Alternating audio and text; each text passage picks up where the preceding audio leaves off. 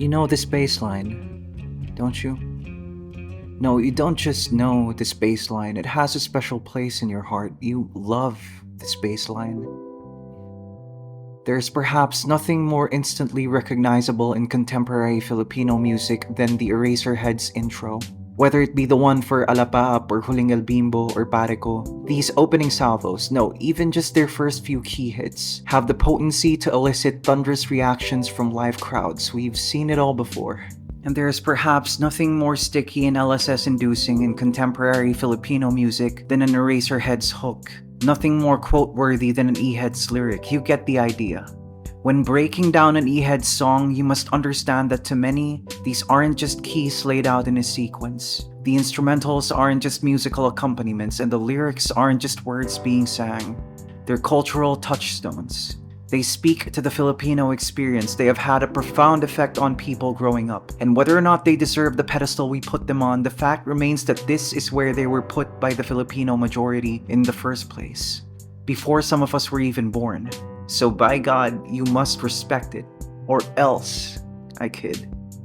Heads is a multi-generational act. They have lasting power and influence beyond comparison. Their songs are as influential and widely regarded then as they are now, evidenced by how they're constantly being covered, remade, remixed, or reinterpreted.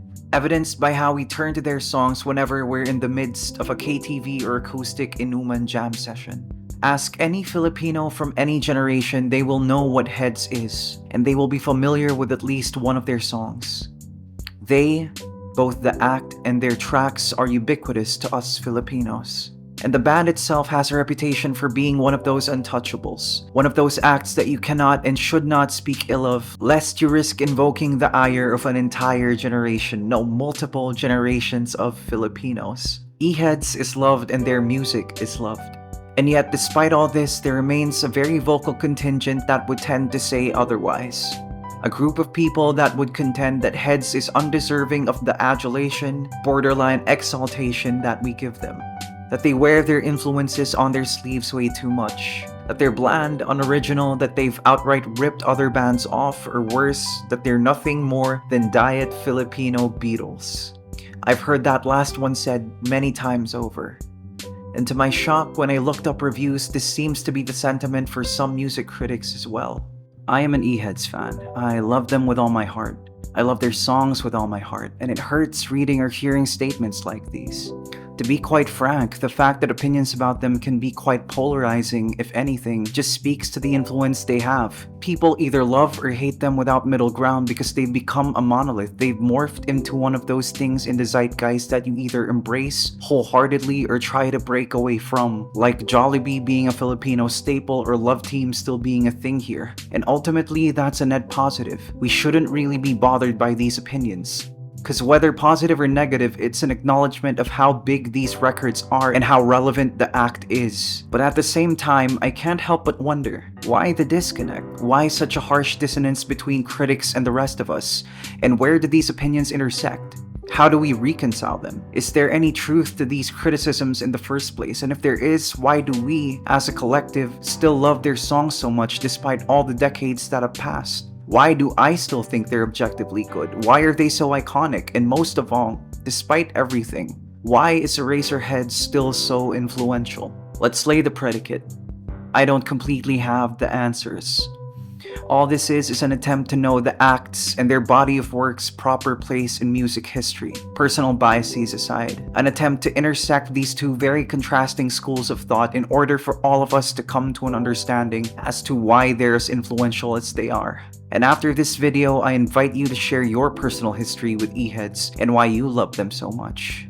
Cause don't worry, like you, I love them too, and I will always be a fan. Let's break this analysis down into three main topics: their sound, the relatability factor, and what they represent. Let's start with their sound. Let's rip the band-aid off as early as now. You, yes, you. If you've listened around, you would know that Heads' sound is derivative, but it's so easy to say that now given that you have internet access. We need to take context into consideration in this discussion. We have to consider that the music industry looked way different back in the 90s. People's main modes of consumption were the radio, MTV because mix didn't even exist yet back then, and live gigs. And the fact remains that Heads was the locally accessible act in that they built their following from the ground up.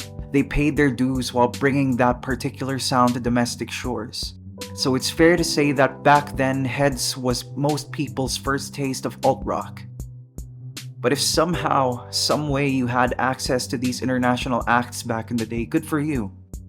You knew that Heads was derivative. We have to push further then.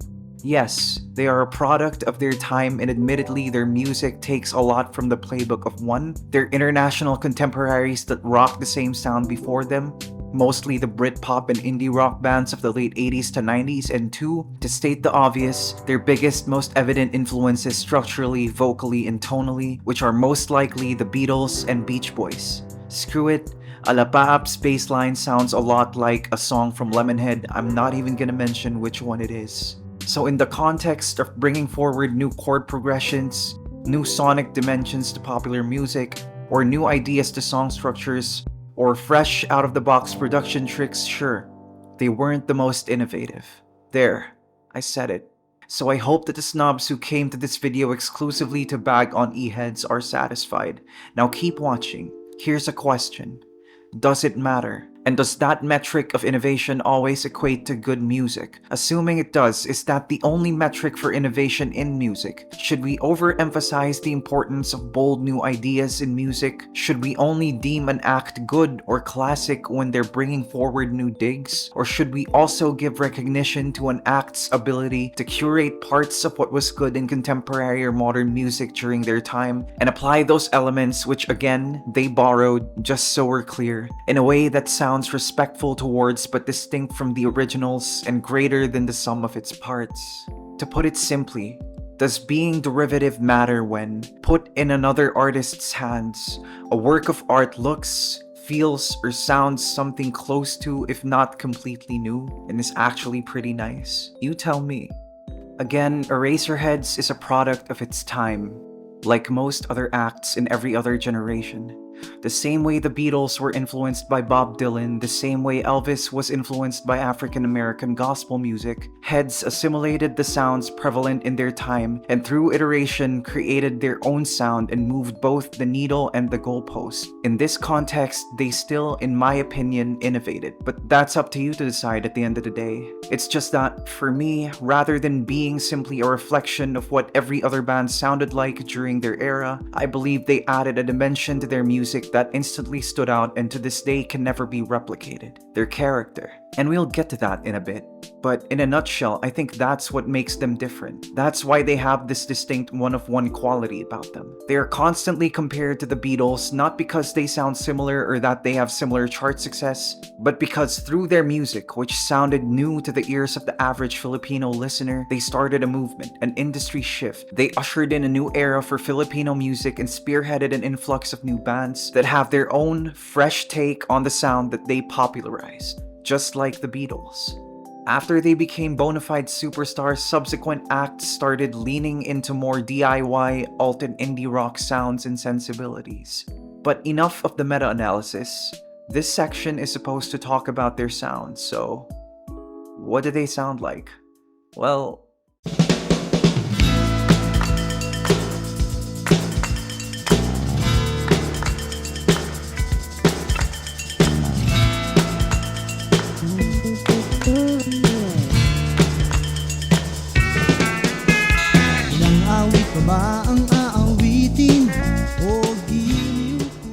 yeah, they sound pretty nice.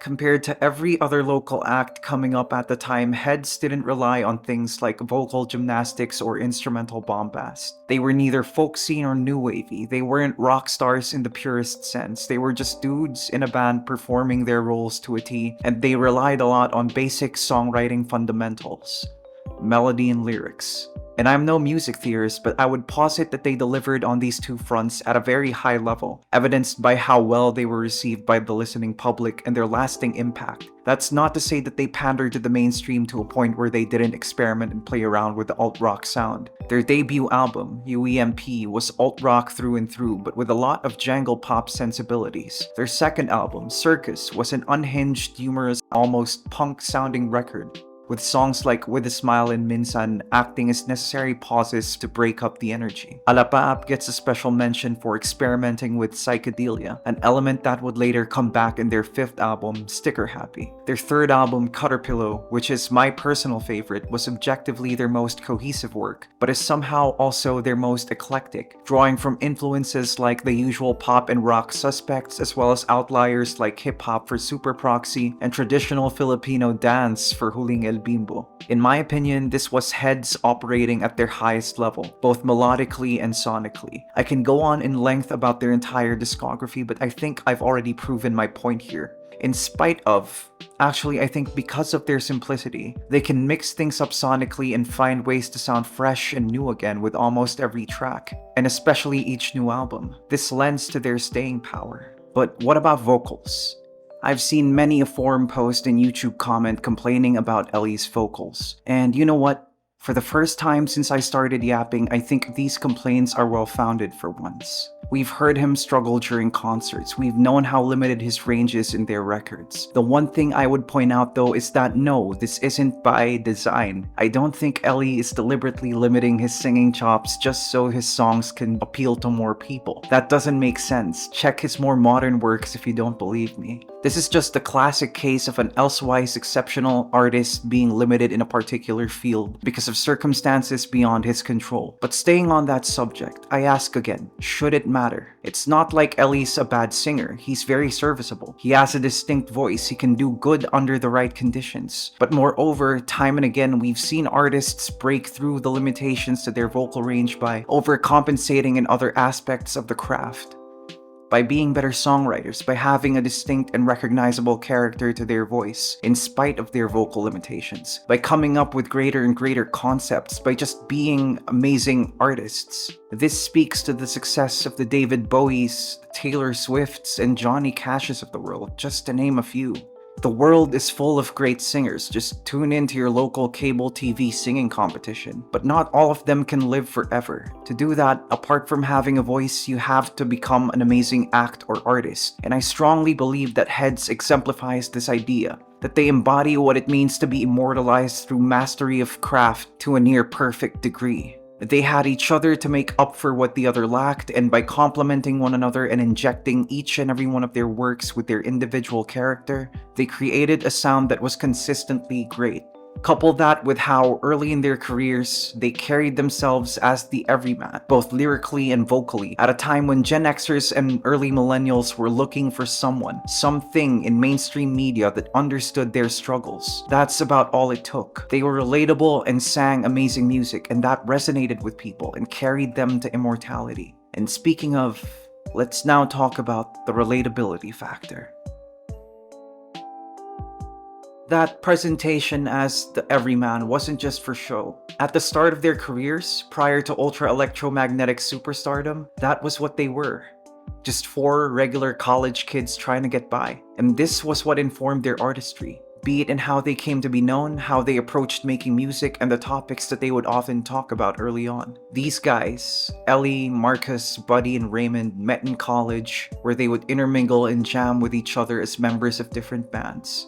Eventually, their bands dissolved, and after an audition initiated by their frontman, Ellie, the four of them would click up to form what is now known as Eraserheads. They started off with very simple goals like playing at the AS Steps and org parties in their alma mater of UP Diliman. Eventually, they would end up as regulars in the Where's Elvis concert series. Then they'd end up playing in gigs around the vicinity, and then further away into the provinces, and then some way, somehow, organically, by establishing rapport with their initial followers, by being heard on the radio and MTV, and then releasing great record after great record, they just became this national juggernaut.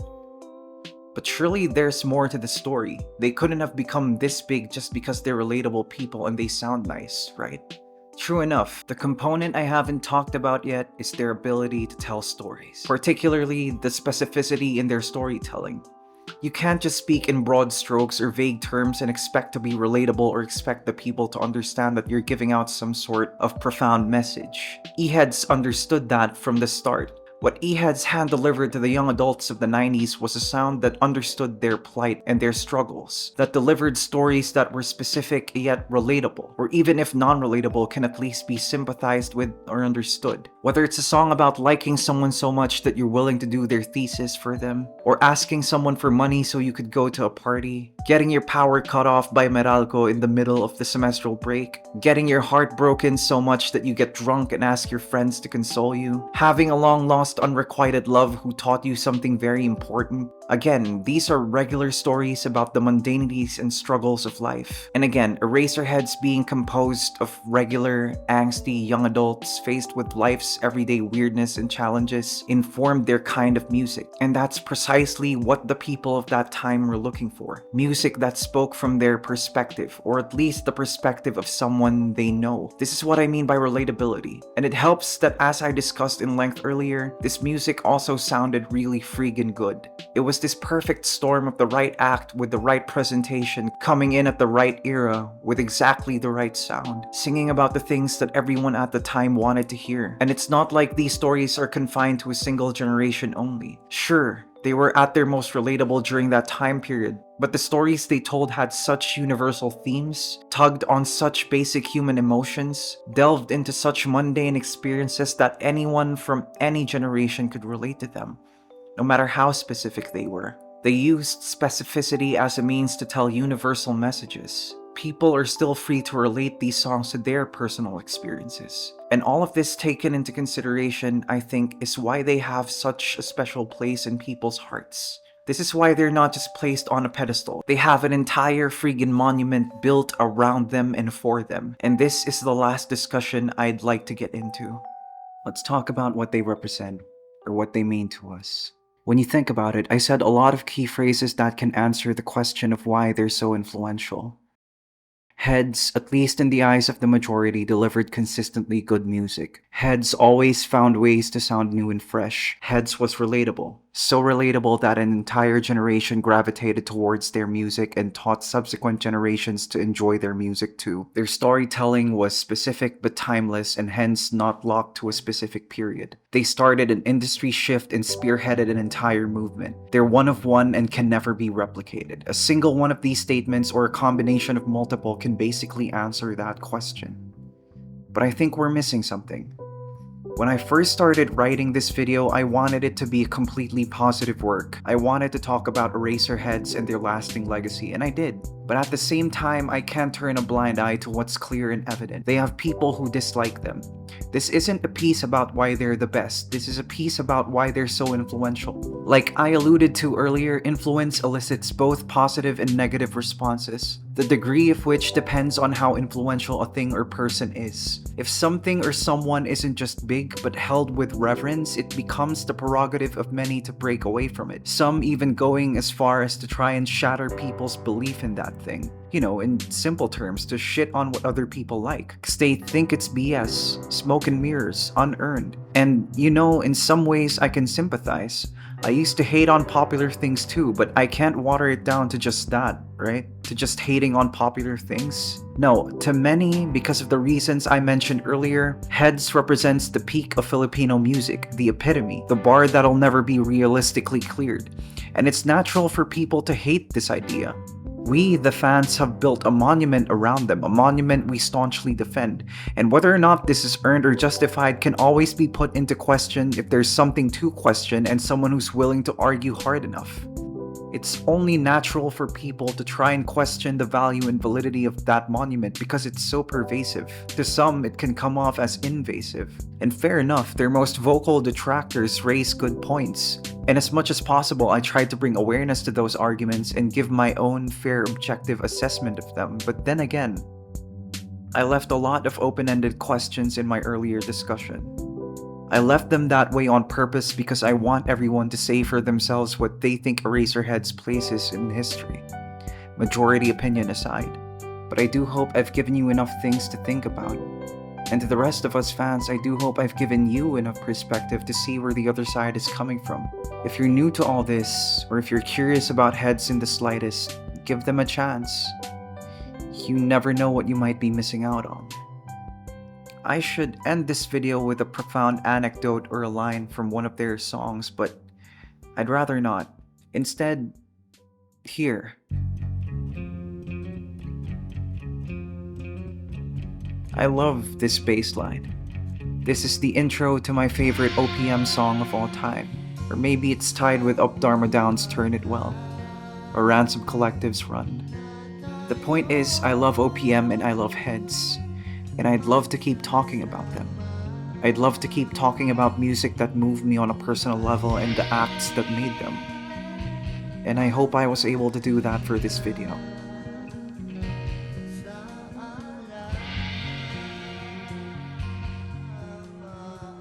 Bye for now.